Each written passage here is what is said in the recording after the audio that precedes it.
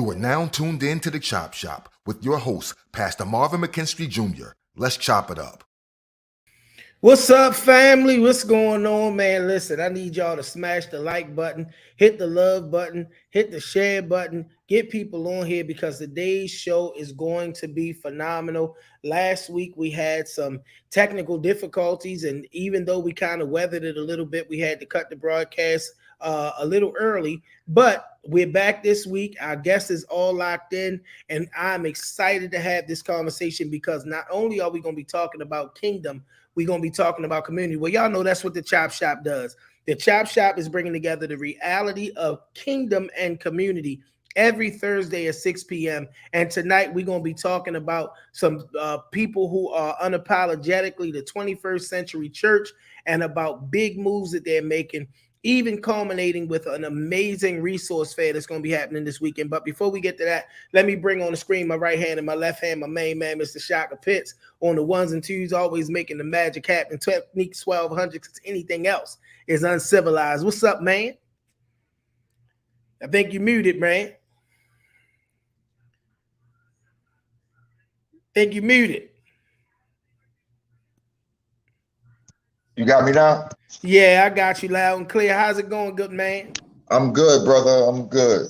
I'm excited to be here. You know, I decided that this week is going to be no bad news week, so we ain't even going to talk about all of the crazy that's going on in the news, but I am going to highlight the reality that on Monday, we got together and three young kings from Baltimore, President Davo, Roddy Rax, and Money Jake got together and put on a performance in the middle of Sandtown, Winchester, man, to promote peace. It's called the Peace Tour. That was the first stop of three. The Men of the We Are Us movement were there, live and in color. We gave away food. We had the grills burning. Yours truly was the MC, man, and it was totally a happening, connecting the community and talking about peace. Shock, you should have been there, good man. Oh, did we use the producer? I got you muted again, brother. I actually ran into one of the brothers at the barber shop. I can't remember his name because he asked me, where was it going down? And I scrolled my phone to our live. And you gave the information. I played your voice telling where it's at. Bro, listen, I ain't gonna tell you no lie though. That heat was savage out there, man. I was up on the stage, and Roddy Rax, they say, was somewhere trapped in a studio session. He got there late. Man, listen, but it was still all love and peace. Let's Thrive Baltimore was out with all of their young people. Many organizations came to support. Wendy Moore, Westmore's wife, came down, and she didn't make it about politics. She rolled up her sleeve and supported, man. It was just an awesome day in the community, man. Brandon Scott came through, man, and he gave me my quote of the year. What'd he say? Shut up and get out in these streets. My man was talking. He say, "Has everybody got an opinion, man? I need y'all to shut up and get out in these streets. Get out here like these brothers. Talk. Do something, make something happen." You know, I got because I was the host. I got the microphone right behind him. Got back on stage and said, "Boy, I'm set for the year. Y'all say anything on any post about what's going on in Baltimore, I'm gonna tell you, shut up and get out these streets." Listen, Marv, it was Do the Right Thing high. Yeah, it was Boycott South's Pizzeria high. Woo, it was hot, man. Listen, it was crazy hot, man. But it was worth every bit of it because the community connections. The last time myself and Pastor Bonds was there for any significant amount of time, a young brother named Ty, who Pastor Bonds taught, that grew up right in that community, was murdered right in the spot where we had the stage. Man, we were down there consoling folks. It was all love. I told him, man, that Memorial Day was going to be about love and about life. We were going to pay homage to those that have gone on, but we were promoting the reality that this year we're going to live and not die. My man, we played the song last week, did a live performance. Rainbow Israel did a live performance of the We Are Us thing. We had a couple of people from the community come up and do their own thing. It was just all love. One brother got up there shot. The brother had on a pair of old Shaquille O'Neal Reeboks and a purple do-rag. So you know he was about old as me and you. I said, boy, no, he didn't. He didn't, no. Shock. No, Shock. When the man got finished, I said, boy, we got to understand this hip hop is a young man's game. Hey, Oh, man. Shaka, it was bad, Shaka. It was bad. When the music started, What? and I heard the synthesizer, 1975 synthesizer was the first instrument to hit before the beat drop. I said, boy, we going down in flames. These are the breaks. If he'd have stuck to something like that, I'd have got with him. He tried to be as modern and contemporary, but we got to get on these. We got to Hey, Sister Ella. get on these church announcements, man. We already 6 minutes into the hour. Let's fly this thing, man. All right, y'all. Y'all know we always start off the church announcements with peace. We are talking about the Stop the Beef Hotline. That was a major focus of our messaging on Monday. The Stop the Beef Hotline is available for people if you know that there's anybody out in the community that is in the middle of a situation where their life could be in danger or maybe even on the line. We need y'all to call this number, 443-431-3705. There are men always available, 443-522-7848, that are there and ready to make sure that a connection can be made with those that are in danger, so that we will be able to promote peace. So I want y'all to make sure that y'all get this Stop the Beef Hotline. Go to my page, get the flyer, put it on your page, put it in your story. Wherever you got to get it, we've got to promote peace. No police involvement in anything that we do. All right, walking hand in hand with the Stop the Beef Hotline, and on display down there in the Sandtown with us on Monday was the Baltimore Peace Agreement. It's been making the rounds now for over a year. I think we might have just topped 2 years. No, maybe it was a year.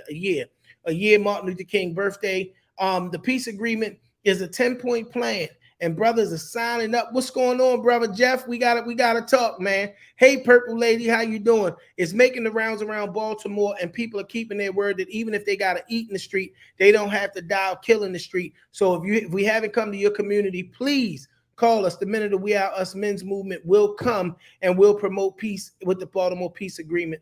Let's keep it moving. We behind time. I was having too much fun. The Employee Baltimore show, you can catch yours truly Thursdays at 1 p.m. right on Facebook Live on the Mayor's Office of Employment Development page, sharing resources, information, and most important, jobs. Y'all, we've been having some powerful stuff happening.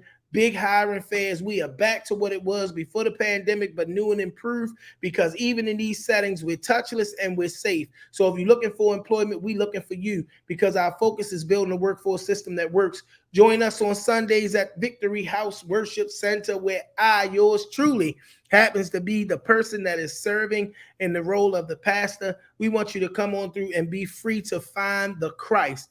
That's our only focus. Dress how you feel. Come as you are, but be seeking Jesus to heal all that needs to be healed in your life. Well, we rolling through these things. My baby girl Taylor graduated yesterday, class of 2022. It was an amazing time. I was excited. Y'all know me. I don't play about being daddy, and my baby made me so proud with graduating for Carver Technical in the county. And then on last week, my young Prince Marvin, graduated. And I think he's just going to the next level of his pre-K. But I was look at me, proud daddy. That's my little man. I'm so excited about his graduate season, y'all. If y'all send email, inbox me pictures of your graduates, we'll get Shaka to put a musical montage together and celebrate your graduates on the Chop Shop. So get them to us in the inbox on the Marvin McKenstry Jr. page. Text me, email me, however you got to get to me. Get it to me so we can celebrate your graduates as well. Let's keep it moving. We got a few church announcements coming up. We're going to talk more about this during the show, but this Saturday is going to be Empowerment Day for the Issachar Connection, Energy and Water Assistance, Workforce Development. Yours truly will be in the house with the jobs, right?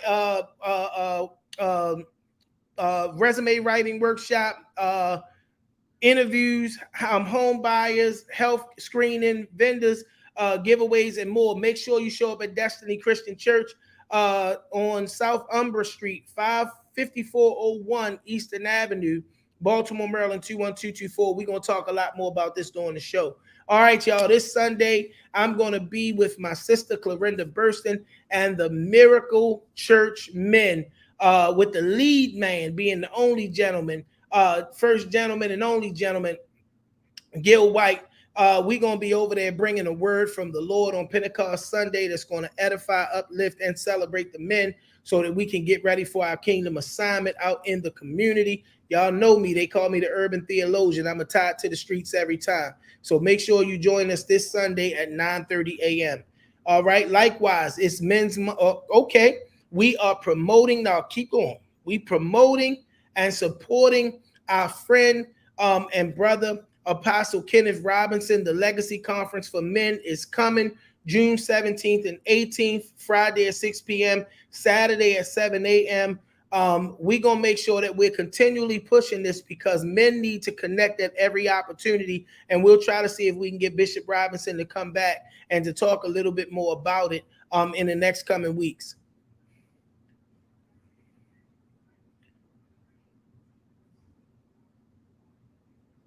Is that it? All right, y'all. We made it through the church announcements, and it's the time on the show when we're going to bring on our guest. This brother and I have been friends, I would say now, maybe the better part of 20 years we've known each other. When I was just coming out of prison and coming into the church, we had fellowship because my bishop, Bishop Jones Sanders, and my overseer Della Holt, loved his bishop, which is Bishop Carl Montgomery, and the pedigree of Bishop Montgomery is all over him. He's a man of excellence, but I love what his organization is doing because we've been hearing for years the church need to come outside of the four walls, and coming outside of the four walls ain't just walking the streets. It's making sure that there's way more available than just a church service. And this group of young people who are embracing and saying, we are the next generation of the church. We are the next generation of God's kingdom movement. And we're making the right connected relationships and things to make sure that the resources that people need are available beyond dumping oil and praying. I'm talking about our special guest tonight. He's going to tell us what our title is, and his title is an Issachar Connection, Elder Terrence Herbert. What's going on with you, bro? Hey, my brother. Thank you for having me here tonight. And like you said, we've been friends for years. Yeah, it's been a long. I had to really think about it, man, because you getting old, man. It's been woo, boy. Who you telling? I'm okay with it too. You see, I'm letting the great go and all that, man. I color my eyes up, man. As long as God is keeping me, I'm okay with it. But man, I gotta tell you, I've had over the last few years the opportunity to be a part of some of what Issachar is doing, but I love what Issachar stands for. Being unapologetic about being the next generation, and even during the George Floyd protests. A lot of people may not know this outside of those spaces and circles of church and religion. You guys organized the biggest of all of the youth marches to take place in downtown. Many of the brothers came out in their clergy collars. Y'all know I wasn't doing that. I was looking like I always look, ready for the streets and the people. But brothers came out in their clergy collars, and you guys literally pulled together a mass of young people to come out and say, we, the church, are conscious to what's going on in the Black community, and we're here to support. Man, I just love what y'all doing. Tell the people a little bit about Issachar and what your particular role is in the Issachar Connection. Absolutely. Thank you again. Well, Issachar Connection is a young youth alliance for young ministers, those that are working behind the pulpit or outside of the pulpit, but those that are working in ministry and those that want to become leaders, those emerging leaders. I am the president and the visionary for this movement. And we are, I would say, we're at least 10 years old now. And wow. Like you said, we're 10 years old, and we have at least over 10 different denominations of brothers and sisters that are a part of this movement. And God has really been blessing us. Tremendous fellowship, networking with each other. And we've really become a family working together. And like you said, you've a lot of times have come and supported us and been with us and rocked out with us, and I appreciate that. So we're just here to make a difference. We're here to not just to preach and shout, and that's important. But I believe that working and doing kingdom work outside of the church is just as important. So That's what we're about, man. I Yes, think sir. one of the biggest testimonies of who you guys are is the ability to unify people, where most people look at leaders in the Black Christian movement as having an inability to come together under one banner and humble themselves to be able to work together. But 10 years in, you have some of the most dynamic young leaders in Baltimore that have decided it's time to put my personal brand aside and to move collectively. What is the messaging that's going out surrounding unity for young leaders, that's producing what we're seeing in this emerging and coming together and emerging of a group of young leaders who mostly come from different churches and many different denominations? Well, I think what's most important is learn what matters and what don't matter. A lot of times and I say this often, we can pick and go through and say, okay, I'm different in this area and you're different. But we have a lot that we have in common that we can work together and make a mighty force in our community. And I believe even in our nation. So I think just taking down those little walls that we have erected for ourselves to separate us, because that's a lot of times we build just, those walls that, you don't like this and I don't like this. That's fine. Hey, you don't have to like it, but I can respect what you like, and you can respect what I like, and we can put that aside and we can get to moving and get, doing what we need to do as the body. And I think that's what kingdom is all about. I think it's awesome that you would say that, man, because at the forefront of you guys unifying and coming together to be an organization appears to be work. And we talk about the work outside of the church, but it's important that there's a solidifying of what's needed amongst our own inside of the church. When Jesus gave us our mandate, he said, start with our own. Talk about some of the work and some of what you offer in young leaders in the sense of support and some of the things that's edifying and helping to grow this great group of young leaders that has come together. It is really dynamic. I'm talking about you, Mark Montgomery, Dwayne Williams. I'm talking about guys that I call little bro, but it ain't no connotation other than the fact that I'm older. Y'all got some powerhouses, man. I got you. Well, Issachar, we're a network, like I said before, and we're for most of all developing leaders and helping hone their skills. You name a few guys are out of Issachar, and no bragging, but out of the glory of God.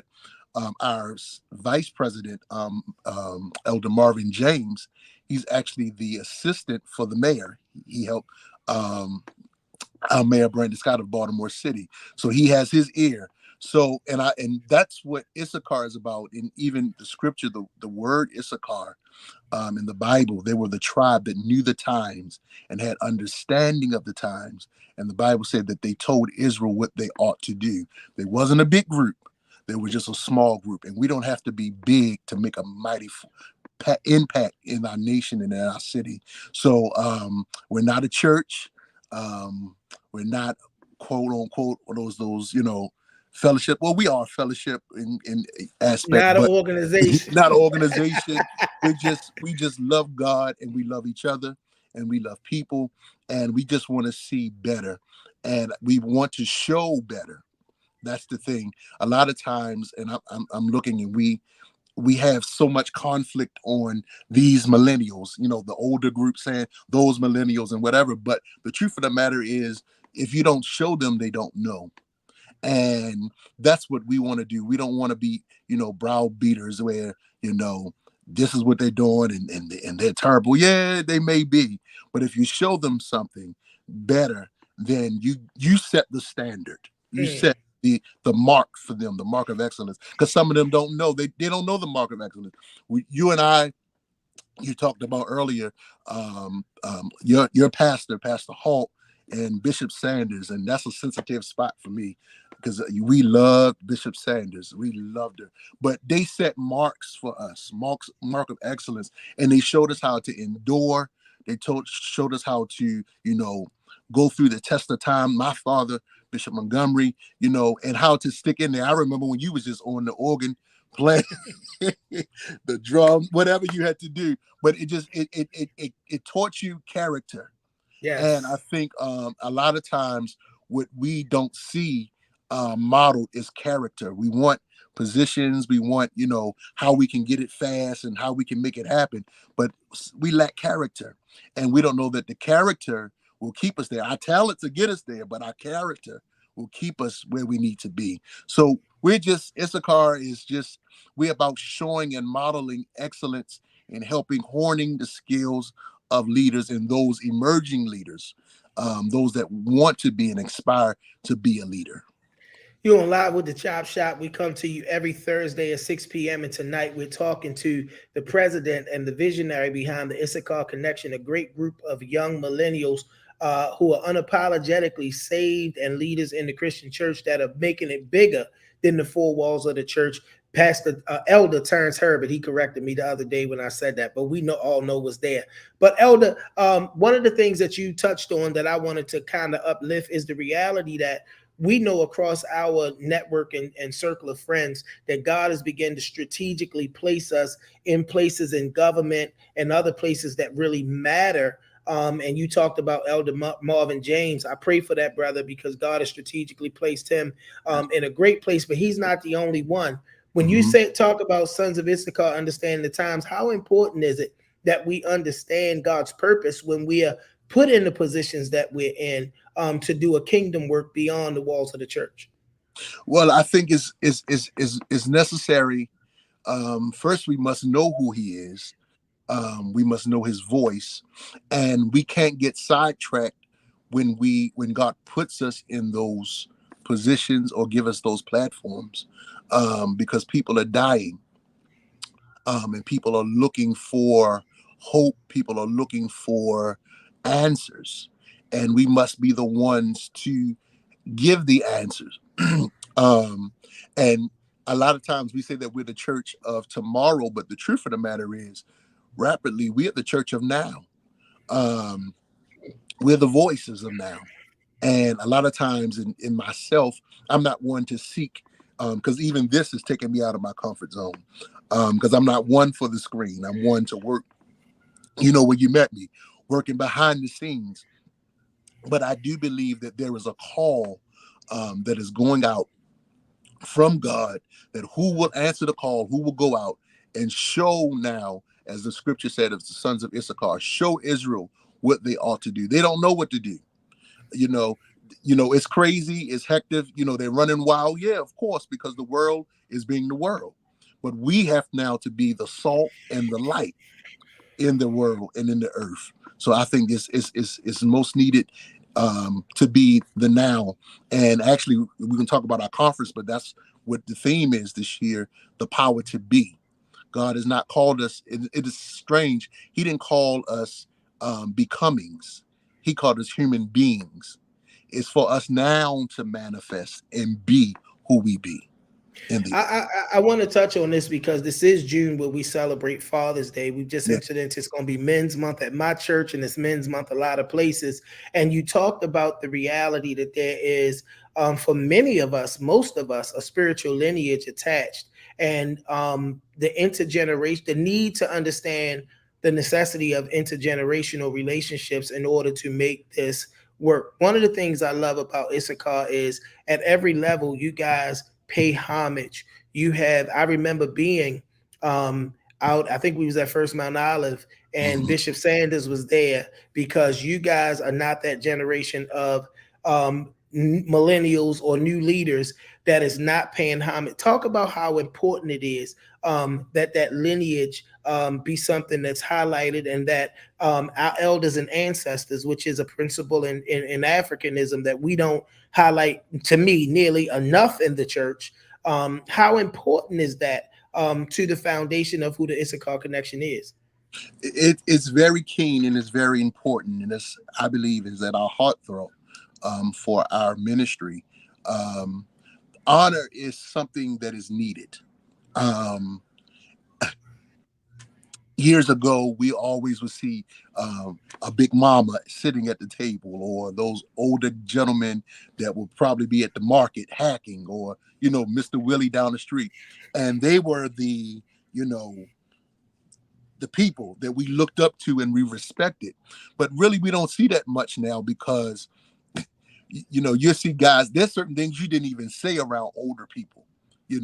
Nowadays I'll be in the street and I'm like, wow, and I got my mother here or something, and it's like, Lord, like, really? But I think that honor is very important, because when you honor someone, it strengthens your days. It makes you last. It's something God said, when you honor your mother and your father, that your days may be long upon the earth.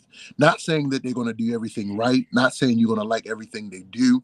Something that Bishop Sanders said to me a while back, I'll never forget it. She said, Terrence, it's not about us being right. Our days are numbered and, close to ending, but it's about y'all being right. And I always kept it in my head and in my forefront, because, the older generation, they know what they know, and they parent sometimes the way that they were parented, and they do the best they can. And a lot of times we put a lot of strain on them. But it's not about that. We need to know what we need to get out of that generation. And that's one of the things that Issachar does, that we bridge the gap from the old to the new. And we emerge that generation together, because we can't let them go. The Bible says, remove not the old landmarks. And a lot of times you try to push them to the side like they're not needed, but they're very much needed. They're very much needed. And I think that it's crazy not to take advantage of what you got while you have it. I want to go to one of Pastor Ebony Trice's questions. Our first question, because it's something you said, what does the church of now look like? What do the church now look like? The church of now. That's a direct quote from you, to be in the church of now. What does the church of now look like? Ebony would ask that. Thank you. Yeah. I was hoping you would bring on with you. I think she's out, but the church of now, I think it's an emerging culture. It's a different culture, because what was the norm is not the norm. Because look at just what's happening now. Some of us can't get to a sanctuary. So now Zoom has become, for some, the house of God. So I think that it's different. Do we remove now the sanctuary? No, I don't think it, but I do think that the Zoom does work hand in hand together, or the stream, or the Facebook Live. So I think that it's a new breed. It's a whole nother face, per se, for what the church is now.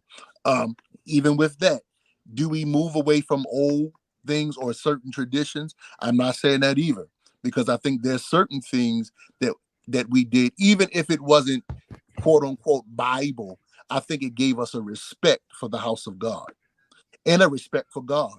So I'm not saying that we remove everything, but I do think that it's something that I always say.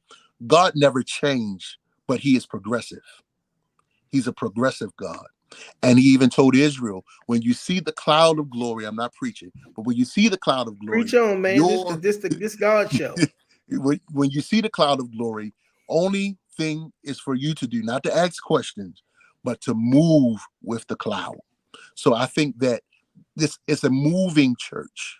We're a moving church, and he's moving us even to his coming and his return. So I think that to answer your question in the shell, that the face of the church, or what it looks like, I see a moving church. You mentioned the technology piece of it, but we saw an emerging of the church into back into a place that it held down back in the days of old, where we were the resource in the community, and we saw an emerging of that. And it's going to segue us to where we're going to talk about what you guys have coming up this week. But how important is it that we don't regress? How important is it that as the church of now, we don't go back and regress from that place of being an available and accessible resource to people, like we became probably more prevalent during these last 2 years than we have been in the last 30 years?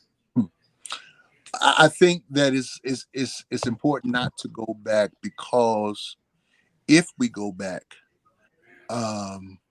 we're going to lose a generation. For the Bible said there was a generation that knew not God. And I think that if we lose who we are and go back to those old things that are not working and has not worked and not move with the cloud, I always hear, I heard my father always say, there's two ways of backsliding. You can go back on God and go back on his word and the things of him, but also you can stand still while the church is moving, and they move you and leave you in one spot. So I think that, and he even said, the Bible says that he takes no delight in a drawback spirit. So I think that we must keep and stay focused on who we are, because one, we know that Christ is soon to come. And like I said earlier, that people are looking for and searching for answers.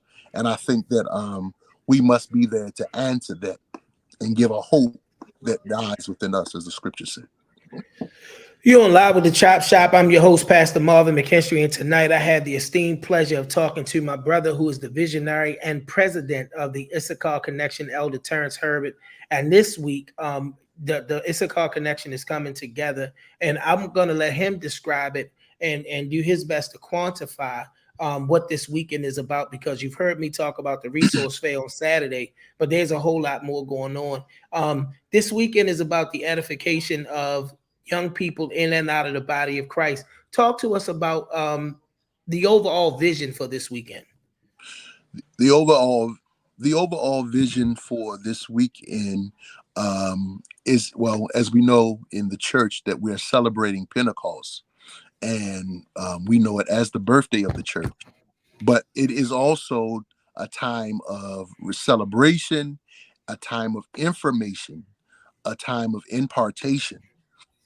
So June the 3rd through the 5th, the Issachar Connection presents the iShift Summit 2K22 here in the city of Baltimore, Maryland, at the Destiny Christian Church, 5401 Eastern Avenue. We're starting tomorrow night at 7 p.m. with our service. 7:30 with our service. We have people coming in from out of town, from New York, from Philly, from all over to be with us this weekend. It's going to be power packed, man. We're going to celebrate God, but also we're going to help people.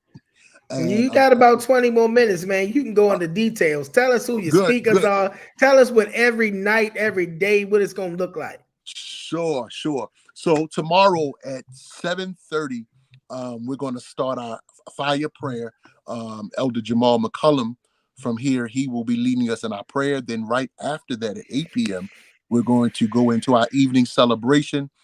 We have Pastor Jonathan McLaren from New Jersey, who is a powerful man of God. His church will be here.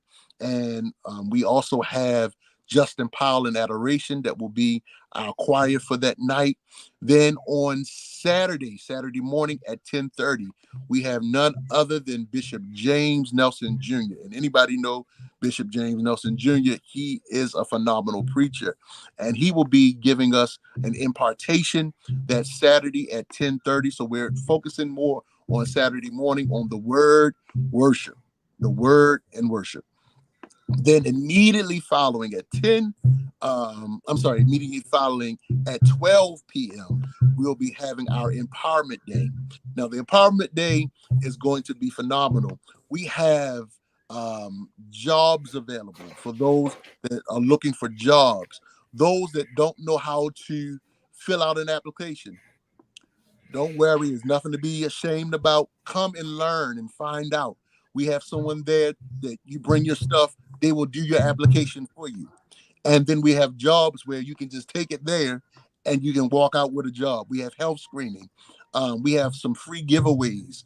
We also have those that need assistance with your light, your energy, and your water bills. We're going to help you take care of those needs as well. We have a brother that's coming, Brother Justin Wells, who is into real estate, and those that are looking into getting into buying property or renting out property for those business owners. Come, he'll work with you. You don't care your credit, whatever. He'll work with you. So man, we got it. We got it all on Saturday at 12 p.m. It's 12 to 4 p.m. You don't have to leave lacking anything. We got you covered spiritually, and we got you covered naturally. Mr. President, I want you to do me a favor, because Yes, you sir. gave us such a breakdown that I know exactly if I show up between 12 and 4 what to expect. But I think a lot of times when we talking, and I be in transparency, Yes, the sir. entirety of the Chop Shop audience is not particularly saved or church. Right. Give us the same kind of sense of expectation for Friday night and Saturday morning that you gave us for the resource fair. You said I can get my bills paid, I can get resource, I can get a job. We talked about, Saturday morning to focus on word and worship. You talked about Friday night being the kickoff and fire. Give us what the expected outcome or the objectives is for the saved person, the unsaved person, the older person, the young person. If I show up in there, what should I be looking for to happen in my life? Well, I would say if you show up, you're looking to become better. If you don't want to come, if you don't want to be better, don't come. But if you're looking for, like I said, a job or something to help you hone your skills, because a lot of times, there's some that want jobs that just don't have somebody there to sit down to go over resume with them. That's simple. To be patient with them. So, like I said, we have No, I'm talking about Friday. I ain't talking about you did great with the resource fair. Oh, If I show up Friday night or Saturday morning in the worship space, what should I expect to happen in my life? Man, listen, you should expect a move in your life that will change everything about just everything. Because one of the things you got to understand is God is more important than all the other stuff. Because the scripture says, seek ye first his kingdom, seek his business first, and he'll take care of the rest. So I think that having your soul connected, having your soul cleansed, and some of us, we done been through some stuff this past 2 years that has been hell. If I can say that on here. You can. It has been hell. So I think that, if you want your life kind of, ironed out and straightened up, we have Bishop Nelson on Saturday. And like I said, on Friday night, we have Pastor Jonathan McLaren. We have people there that would just minister to you. Our team, we're not going to be so dressed up that we can't reach out and embrace you. And, we're dealing with so much, and we just need somebody to just reach out to let them know that, hey, we just like you. Only thing is we're saved. God has saved us. We once were sinners, but now God has saved us by his grace. So we want to offer grace to you. We want to offer a new way of life, a new way of living, a new way of walking, a new way of, everything about you is changing because you have the power inside of you to be. So look for a manifestation. Look for a change. Look for a change. Come ready looking for a change this week. That's awesome, man. When we look at this this generation of people that we have here, there's such a need that we be readily available to address the totality of the individual of that person. And I love what you guys are doing because you're getting both sides of it. And sometimes there's such a focus on one side versus the other that we don't have that total experience. Why was it important to Issachar that you guys do and hit all of it? Our Pastor Ebony got in there and said that even in this generation, we still got to preach Jesus and him crucified. I was telling a friend of mine yesterday, that God has given me great vision.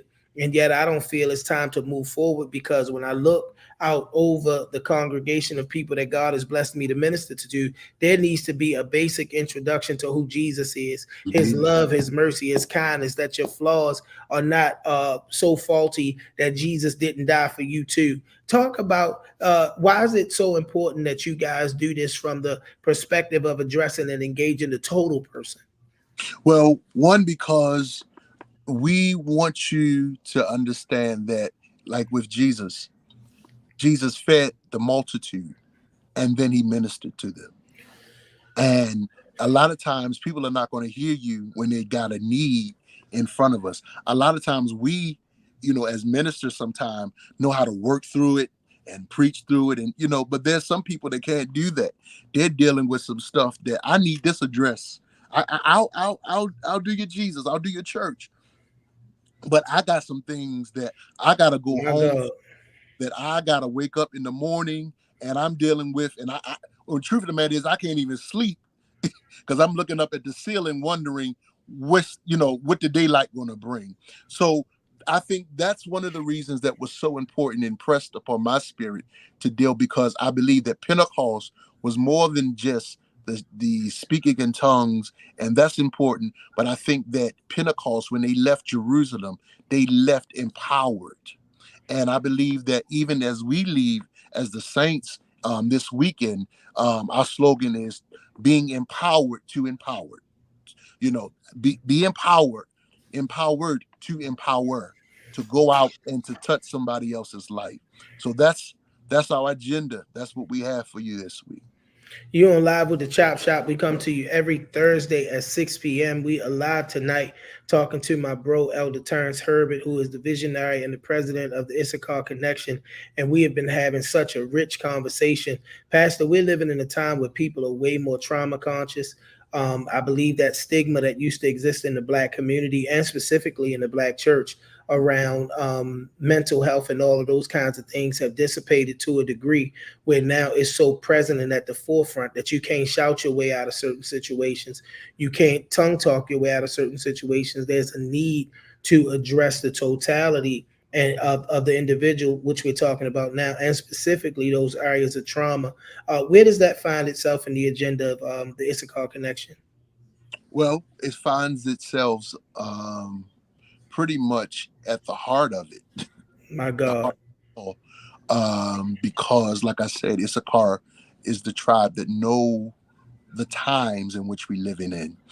And for those, it's more than a shout clip. It's more than just running around the church, but it's actually sitting down and communicating and talking to someone and letting them know, you can do this. There might be a conversation that we don't even offer a church to them, but let me just offer, what you need. And I believe, it will come and it present itself, but, so people know when you're just trying to offer them, your church, because a lot of times we bring people in our churches just to sit like we're sitting. I don't want to get in trouble, but however, but I don't want to get in trouble, but just I'm not trying to sell you anything. Only thing I'm trying to do is offer you a change. And I think that's what the Bible says, that we are living epistles. We are read among men. We are seen among men. And sometimes the only Jesus that somebody will ever see is us and reading our life. That's a great segue, man. Transparency and Absolutely. the availability. These are just some things that, as I've watched Issachar over the year, because I had no idea it's been 10 years. Yes, sir. No idea it's been 10 years. I think that maybe I can look back to possibly 2 years before the pandemic, which would be about 5 years of relative consciousness to the movement for me. But man, that's great sustainability that God is and has done this great work through you guys over the last 10 years. What's next for the Issachar Connection? Well, what's next? Issachar Connection. We started a Bible series we call it The Vibe. It's every third Saturday, and we're taking a break, and we'll pick it back up in August. But we'll get on and we talk about just practical stuff about the Bible. like you said, it's important to know who Jesus is. And we have different speakers come in, and we're going to open it up for others that, just a laid back feel, nobody preaching at you, nobody hollering and screaming, but let's have a talk. We've been doing it on Facebook, but we're going to open it up to Zoom, whatever, where you can have your questions, where you can feel free to ask. And we're going to open up and we're going to talk about some hard stuff. So in August, look out. We're going to relaunch the Vibe every third Saturday. Then in November, we're going to do some outreach during the holiday time. And we're working on that. We have some new members that have joined, or new team members that have joined us. So that has vision. And I mean, we're working, and doing the Father's will.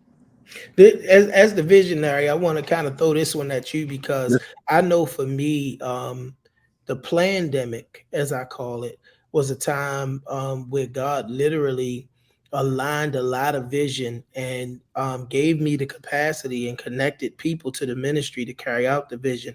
What was it like during this pandemic and during those times when we were shut down as the visionary leader of Issachar? What was going through your idea bank and your think tank concerning Issachar?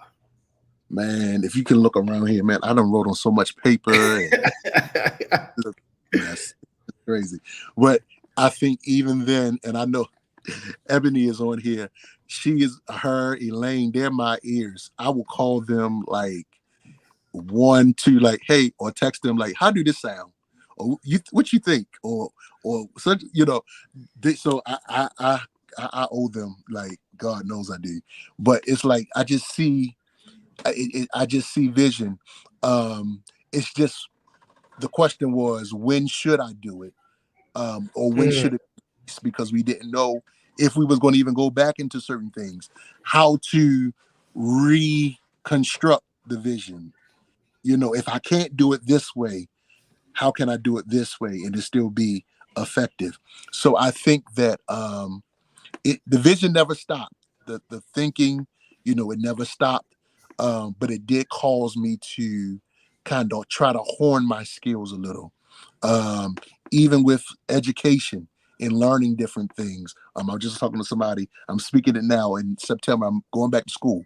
But, just certain things to kind of hone my skill, that I can be better, the better me, that I can now help somebody else when you strengthen someone else. That's awesome, man. What's next for Elder Terrence Herbert? Like I said, I mean, I'm trying to work on my focus, Issachar, of course, my church, also looking into school and stuff like that. So it's just, like I said, better than me. You say your church, you talk about what you doing at your dad's church, or you talk, Yes, you try to make an announcement? No. The devil is a liar. Don't you start nothing. I just want some clarity. Don't you start nothing on it. I just want some clarity, man. No, I am not. Because you said my church. So Well, it is my church. It is my church. Absolutely. I take ownership of the house, and I've been there for 30 years. 30 years I've been there. I recognize that I'm a part of an elite group, yourself, me, Milton Cox, those of us that, purely and unadulteratedly served our leaders, man. That is becoming something that I see a lot in this generation that's lost.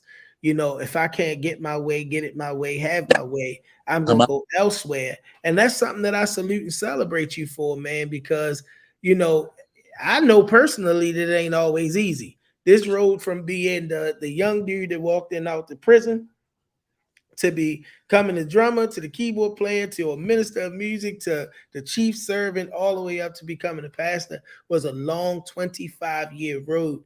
But man, I like I said, you, Milton, that's why yourself, I applaud you, man. I applaud you, because I know. So even when some people don't understand, well, why are you here or how you get here, I know. Yeah, I've seen.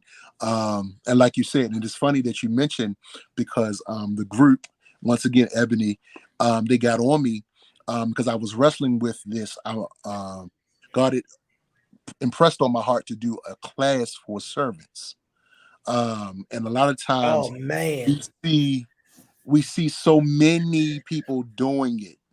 But I wanted to talk about a servant beyond the ceremony and beyond the robes.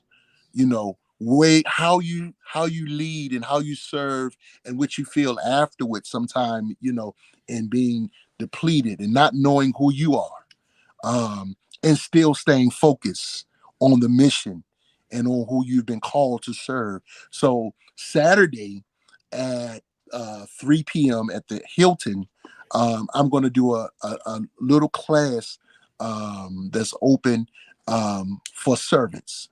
Call our servants I and wish I had known about that.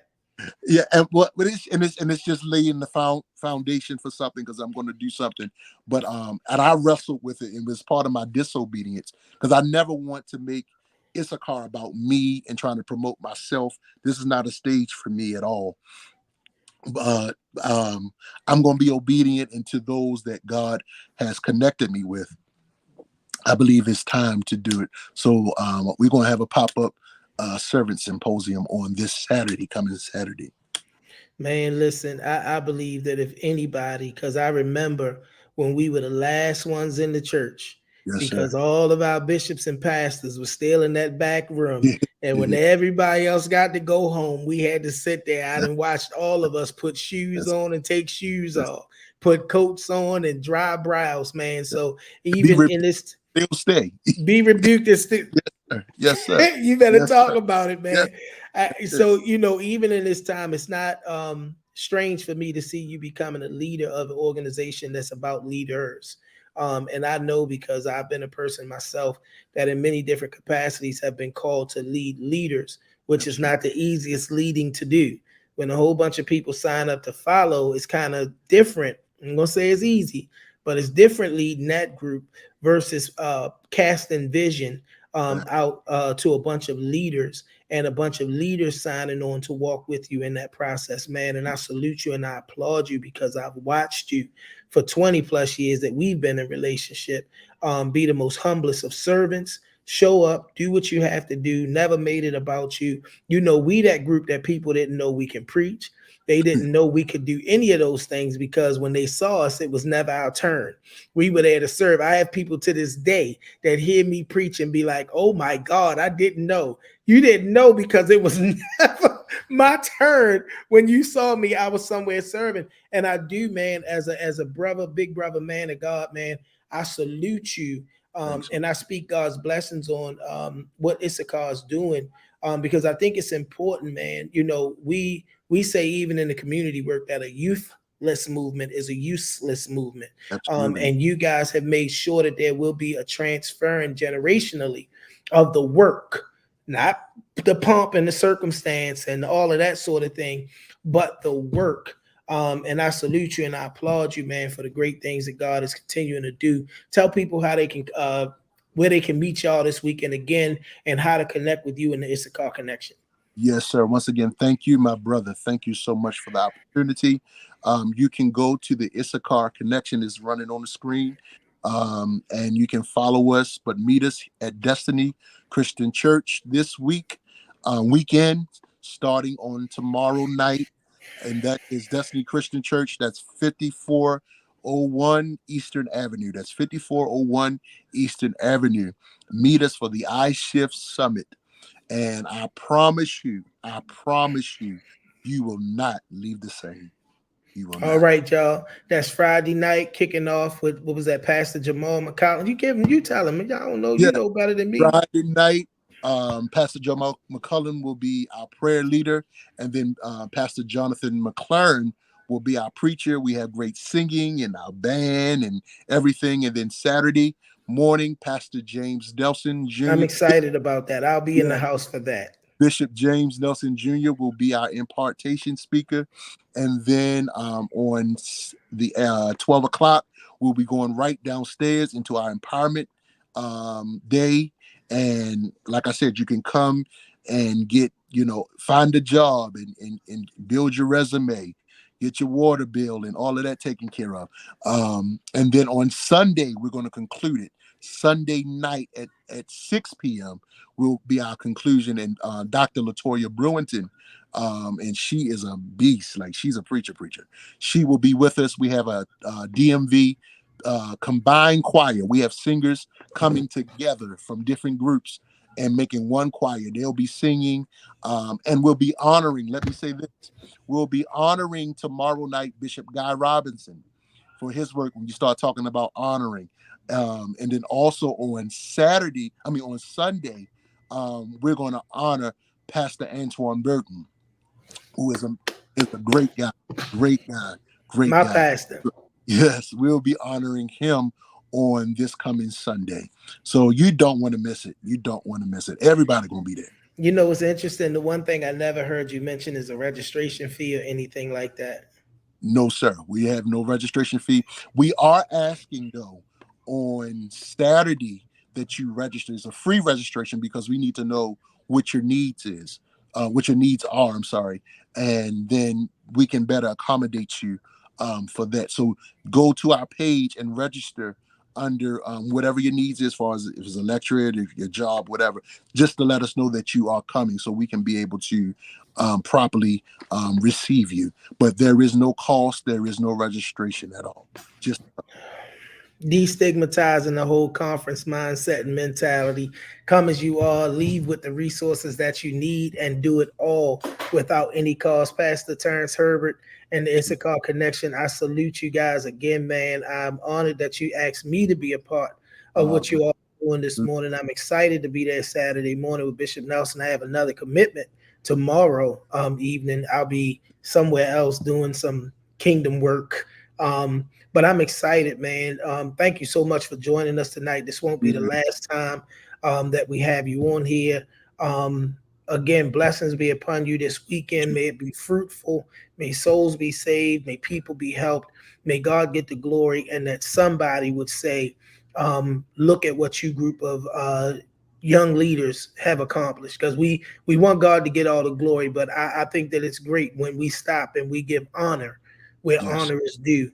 To this group of young leaders that's making it happen. Man, thank you so much for being on the Chop Shop. You got any final word or anything you want to share with the people?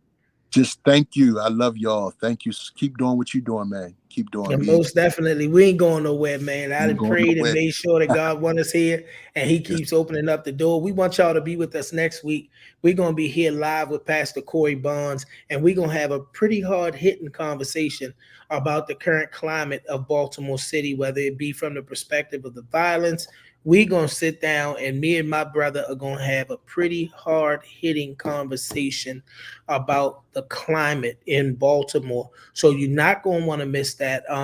We have literally determined at the Chop Shop, we started out with a lot of political stuff. We moved to kingdom. We're where kingdom meets community, y'all. That's just who I am as a person and as a leader. And we're going to make sure that the topics that we bring always bring an intersection.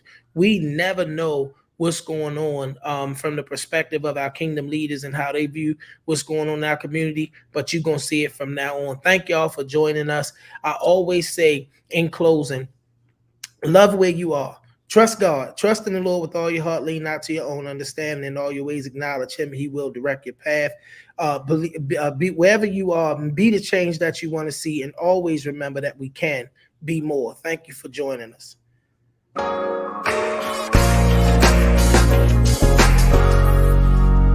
I can be more. There's nothing that I can't achieve if I just believe.